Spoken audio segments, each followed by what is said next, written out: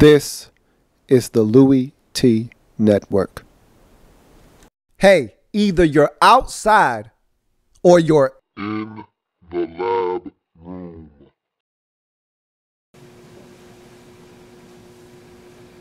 Who else could it be but me, your man? Louie T, welcome. You are in the lab room. Of course, I am your host, Luke. Thank you for joining me. Week number 16 is the National Football League. Monday Night Football. What a dandy it was. Cincinnati Bengals. Welcome to the jungle. We got fun and games. The jungle. Welcome to the jungle. Taking on the Denver Broncos. It's tough to get wins in the jungle, man. Now, some come in and come out with a W. Most don't, though. If you're Denver, a lot on the line here. You're still fighting for the #1 overall seed in the AFC postseason. And we all know that matters, especially when we're talking Brady and Manning. That matters. That team that's at home in the AFC Championship game normally is going to the Super Bowl when those two teams lock up. Now, if you're Denver, you still haven't locked up a first-round bye yet. I mean, I can sit here and talk to you all day long until your face turns blue about the #1 seed and how much that means. But you still haven't even locked up a first-round bye. You need to go ahead and do that. And the only team stopping you from doing it is these here Bengals. That's right in front of you. So here's a golden opportunity. Send a statement to them. You're not ready for the big time yet. And lock up a first-round bye. So those two goals can be achieved in this game. And then you can set your sights on something bigger. The ultimate prize in the AFC, the #1 overall seed. But first things first, take care of business at hand. If you're Cincinnati, the same can be said for you. You're still looking for a first-round bye. That's a long shot, though. But you'll take a monumental step towards that with the win here over the Denver Broncos. Now, okay, we can sit here and talk about first-round byes and trying to get one of the top 2 seeds. How about you win your division first, okay? Can't get a first-round bye without winning your division. All of those things go hand in hand. So what you need to do, win this game, set up a huge Week 17 matchup at Pittsburgh with the division on the line. Now, whether you win this game or you lose this game, you still got a shot at winning the division. However, don't put yourself in a position where, you go into that game, no momentum. And remember, this same Steelers team that you're going to see next week clobbered you at the crib, not too long ago. Don't put yourself in a position where you're going into that game losing 2 out of your last 3. That's not a good look for you. So if I were you, take care of business here. And this is a big boy in the conference right here. If you can beat Denver, you can say to yourself, we can beat these boys. We can beat anybody. So you know what kind of confidence boost that would give you going into Pittsburgh next week? Hey, I can't even quantify the amount of confidence you'll have going into that game if you can win this one on Monday night versus Peyton Manning and company. So it's a big one. 10-3 Denver Broncos, or excuse me, 11-3 Denver Broncos taking on the 9-4-1 Cincinnati Bengals in the jungle Monday Night Football. So here we go. L.A.B with a beautiful one-handed 33-yard. What comes after 5? Pick 6. Bling, bling. House call for L.A.B. Click up as he is able to dive with one arm, stab the football, roll over, get up, weave his way in and out of traffic, get into the end zone on a touchdown. Errant throw by Andy. This was one of those classic Andy dope moments where you say to yourself, Andy, come on, man. It's too early for this, dude. First possession of the game, really? Come on, man. Don't start your shenanigans this early in the game. And not only did Andy just throw a pick 6, Andy just got A.J. Green hurt. Young, fresh, and green. He just got A.J. Green hurt, man. A.J. goes up with one hand to try to get this extremely errant and high pass, okay? Andy was off the mark big time. But A.J., being the competitor that he is, tried to climb the ladder and go get it with one hand. Couldn't do it.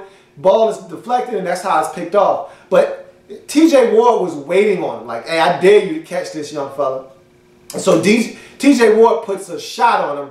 Just so happens that A.J.'s arm, all of this is exposed as he goes up for the football. He comes down, and the arm is exposed, and T.J. Ward's helmet flush right on the arm. I thought he might have broke his forearm. I really thought that A.J.'s forearm might have been broken. He goes to the sideline.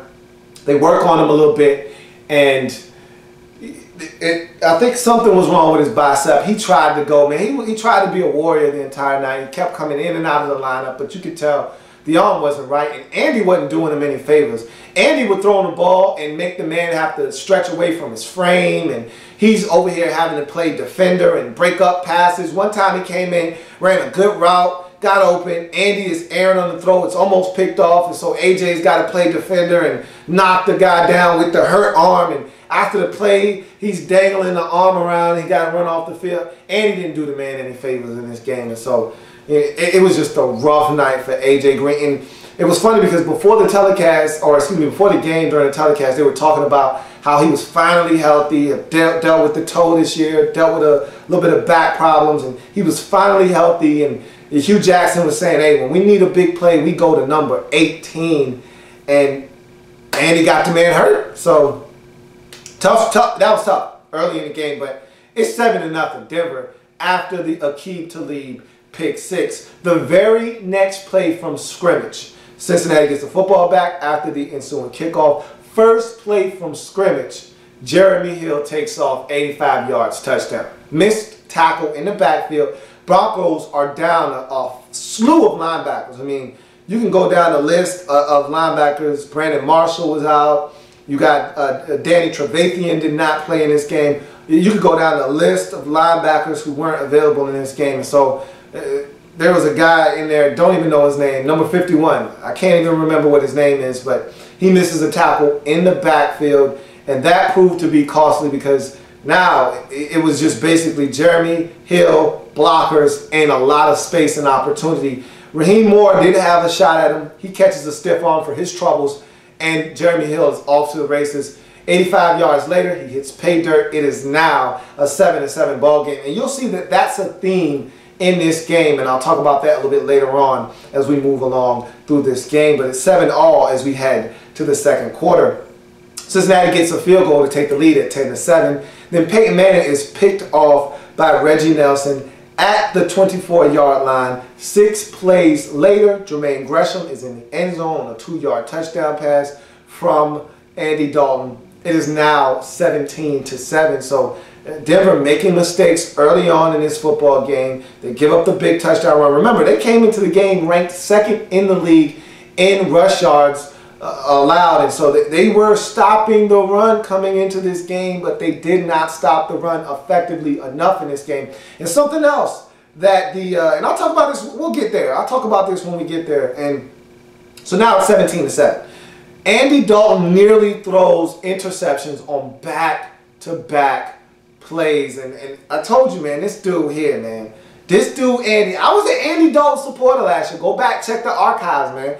I was on the Andy Dalton bandwagon, but that performance in the postseason last year against San Diego in Wild Card Weekend was it for me. I got off the Andy Dalton bandwagon, never to return again. And I said this before, I'll say it again, this Bengals team will only go as far as Andy will take them, and that's not very far. This guy is too inconsistent. He makes too many bad decisions, too many bad throws, and for all of the things that he can do well, because Andy is a very talented football player. Don't let me mislead you in any way, shape, or form. The guy can play football. He's a really good quarterback. When he's on, he can be one of the best in the league. Problem is, there's too many times, it's too often where Andy Dalton is subpar, where he's less than stellar, where he's mediocre. And that's the problem I have with Andy Dalton, is the inconsistency that he displays when the games are their biggest, when the games count for the most.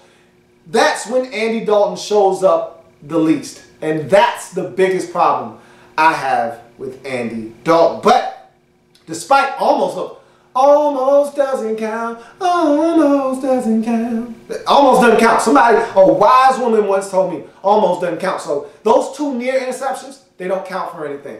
But what is killing the Denver Broncos is the screen game. And let's talk about it, because this is something I wanted to talk about earlier. I said I was going to wait.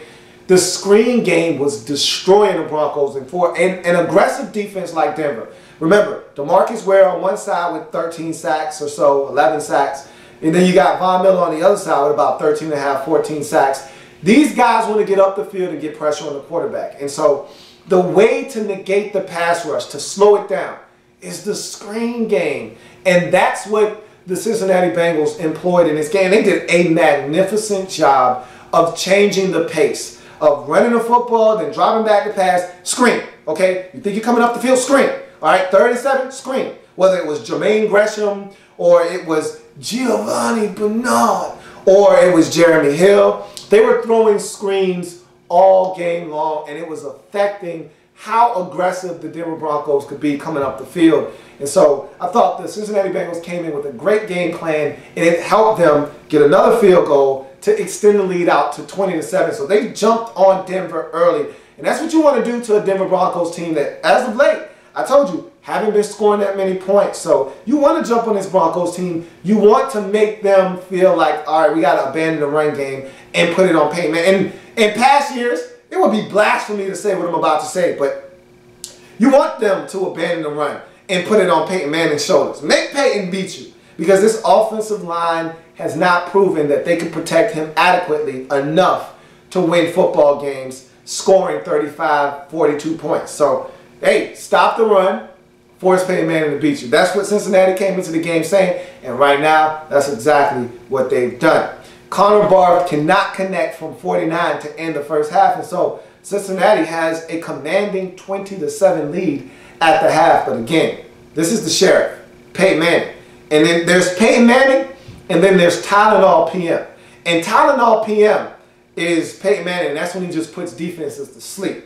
We haven't seen Tylenol PM in a long time. As a matter of fact, Tylenol PM, in fact, himself took a PM and went to sleep. So we want to see him wake up. Wake his ass up. We got to win tomorrow.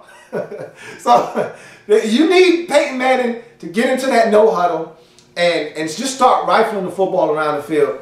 And we need Tylenol PM. This Peyton Manning handing off the football and you know, kind of controlling the pace of the game with the ground game. That's nice. That's cute. Nice to have that in your back pocket. But the Peyton Manning we've all come to know and love, Tylenol PM, the one that puts defenses to sleep, that's the guy that's going to win you football games. So bring that guy back up. So second half comes Omar Bolden with an 80-yard opening kickoff return for the Denver Broncos. Sets the Broncos up with great field position. 4 plays later, C.J. Anderson finds pay dirt on a 1-yard touchdown run. It's now 20-14, just what the doctor ordered for a Broncos team that struggled offensively in the first half. To get a huge kickoff return to start the second half, give them great field position and allow them to get into the end zone, changes things. Now it's 20-14. The cornerback formerly known as Pac-Man, Adam Jones, with an 80-yard kickoff return of his own on the ensuing kickoff. I want to talk about this right now because, to me, this was one of the keys to the game, all right? And that 80-yard kickoff leads to a 22-yard Giovanni Bernard receiving touchdown to make it 27-14. Cincinnati re-extends the lead out to 13, which is what their lead was at the halftime break. Let me talk about this for a second. I thought one of the biggest reasons why Cincinnati was able to come away with the victory is because they had an answer every single time Denver tried to mount some type of momentum. They started to try to get something going, and Cincinnati would quickly squash it. Started the game right out of the gate. You can't start any worse than a pick six on the first possession for Aqib Talib. Denver takes a 7-0 lead. You're thinking, uh-oh, here we go. And soon as Denver tried to build off of that momentum of getting that stop and a touchdown, Jeremy Hill, 85-yard touchdown, just like that, 7-0. Okay, before Denver could seize the opportunity to gain momentum in the game, it's tied up. So then, you know, Denver tries to claw their way back after being down by 13 at the half, opening possession of the quarter or the second half. You get the 80-yard kickoff return. You get the touchdown by C.J. Anderson, cuts it to a 6-point lead. Immediately thereafter, ensuing kickoff, Pac-Man, 80-yard kickoff return of his own, sets up a 22-yard Giovanni Bernard touchdown on a reception. Just like that, it's 27-14. So every time Denver tries to do something, here comes Cincinnati with a response. Denver answers that touchdown by Giovanni Bernard with a 9-play, 79-yard drive. Emmanuel Sanders with a sick one-handed 33-yard catch. Pass interference on Terrence Newman. He's grabbing his arm, won't allow him to put 2 hands on the football. He says, don't worry about it. I don't need 2 hands. I'll just use 1. Catches it. Pass interference on the play. They don't need it. 33-yard catch. He ends up polishing off the drive with a 2-yard touchdown grab, does Emmanuel Sanders. Makes it a 27-21 game, Denver hanging around. And just as Denver was trying to mount some momentum, Cincinnati goes on a drive of their own. They're right on the cusp of scoring another touchdown. They're inside the red zone, and they're at the 10-yard line when Jeremy Hill has a huge boo-boo, a huge mistake on his part. He allows Von Miller to come in and wrestle the football away from him. Give me that. You don't know what to do with those cookies. Let me have them. Yum, yum, eat them up. Yum, yum, eat them up. Give me those cookies, man. You don't know what to do with them. And so Von Miller takes the football away from him, changes the complexion of the game at the time. Because Cincinnati was about to do what they've done all game long and answer a Denver score with a score of their own and keep them at bay. But instead, that turnover was huge because now it's Tylenol PM time. It's no longer Peyton Manning. Okay, it's Tylenol PM time, and he goes on an 8-play, 91-yard drive, capped off and double 8 Demaryius Thomas 44-yard catch. That's when you know Peyton was getting cerebral, and it was Tylenol PM time to put these boys to sleep. And so now he's starting to quicken the tempo. He's hitting Wes Welker. He's hitting Emmanuel Sanders. He's hitting double 8 Demaryius Thomas. He's finding juice. It's getting nasty now. And now Emmanuel Sanders, second touchdown of the game, 5-yard TD strike in the pouring rain. It's coming down now. So now Denver has not only caught up with the Cincinnati Bengals, they've taken the lead at 28-27. That's the end of the third quarter. As we head to the fourth, you feel like Denver has seized control of this game. They've got all the momentum. And the cornerback, formerly known as Pac-Man, strikes again. He was having a tremendous night. Not only was he doing work on kickoffs, he also was able to pick Peyton Manning off at the Denver 25, gives them excellent field position. As a matter of fact, he got tackled at the 23-yard line, but then Reggie Nelson, for some inexplicable reason, decides to taunt the Denver Broncos sidelines, gets caught, they hit him with a flag, 15 yards for unsportsmanlike conduct. That sends them back to the 38-yard line. They go 3 and out, do the Bengals. They get nothing, and it's pouring rain. You can't attempt a 53-yarder in the pouring rain. You can't attempt I think it would have been like 54 yards. They gained like 2 or 3 yards on the possession. You can't attempt that in the pouring rain. And your kicker, Mike Nugent, isn't that proficient from plus 50 anyway, so that wouldn't have been a good idea. I think his long on the season is 49. So why would you even attempt a 53-yarder, 54, 56, whatever it would have been? And it's raining. No way. They had to punt the football. So they wasted an opportunity. But Bengals do end up getting a field goal later on in the quarter to retake the lead at 30-28. And then the fun stuff started to happen. Peyton Manning is picked off. And it's funny, the Bengals had benched Terrence Newman. He had a tough evening. And they talked about him dealing with some injuries. I don't know if it was just injuries or if he's just old, okay? That might have just been being old. Either way, he was having a rough night, had a couple of pass interferences, he was getting caught on. So they put in Drake Kirkpatrick, and Drake Kirkpatrick actually picks off Peyton Manning and has the deciding score as he gets the pick and gets in the end zone. What comes after 5? Pick 6. Bring, bring. House call for Drake Kirkpatrick. Click up as he gets in the end zone. 37-28. Peyton has one last gasp, takes his team down the field. He's picked off once again. A 4-interception night for Peyton Manning. How often does that happen? Not often at all. He looked like Andy Dalton instead of Peyton Manning on this night. As Andy said, hey, I'm going to let you do all of the throwing and picking and all. I'm going to let you do all of that stuff. I'm going to just sit back and let the guys around me win the game. I'm not doing anything because I'll probably mess this up. So I'll let the ground game continue to be successful. I'll let the screen game continue to work. And I'll let the defense and the special teams pick me up. I'm not doing nothing. Good job, Andy. Way to stay out of the way, man. As the Cincinnati Bengals get a huge win at home over the Denver Broncos, 37-28.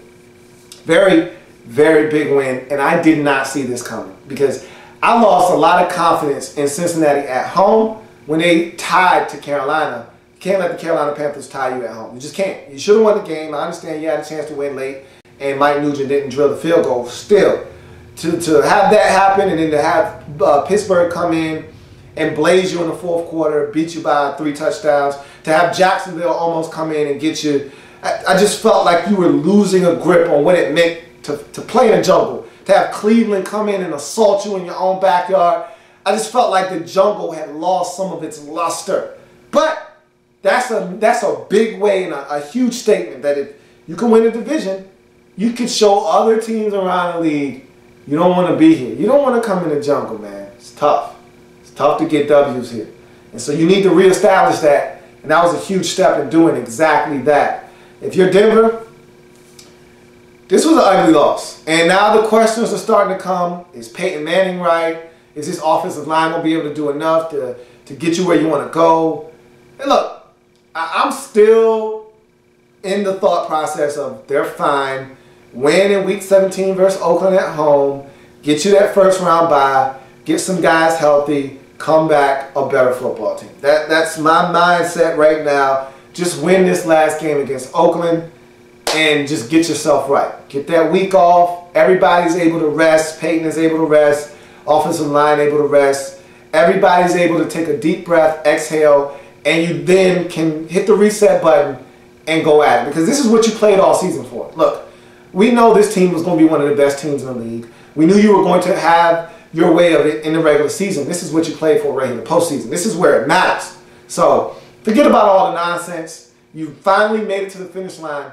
Now, I need you to go ahead, break that red tape, win that second seed, get you that first round bye, and hit the reset button. For Cincinnati, you got a division on the line next week at Pittsburgh. They embarrassed you at your crib. Time for you to return the favor. You want the division? It's there for the taking. How bad do you want it? Do you want to go on the road and have to play in Wild Card Weekend, or do you want to host a game? That's the difference between you winning in Pittsburgh in Week 17 and you losing that game and having to go on the road. You may even have to see that same Pittsburgh Steelers team in the first round of Wild Card Weekend. Who knows? We'll see what happens. Most likely, you lose this game, you're probably going to end up with the 5th seed. If the Steelers win this game, they're probably going to end up with the number 3 seed. So you probably won't see them in the first round. You'll see the Indianapolis Colts.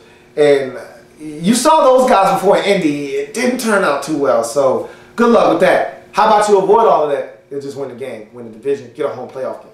I'm not saying.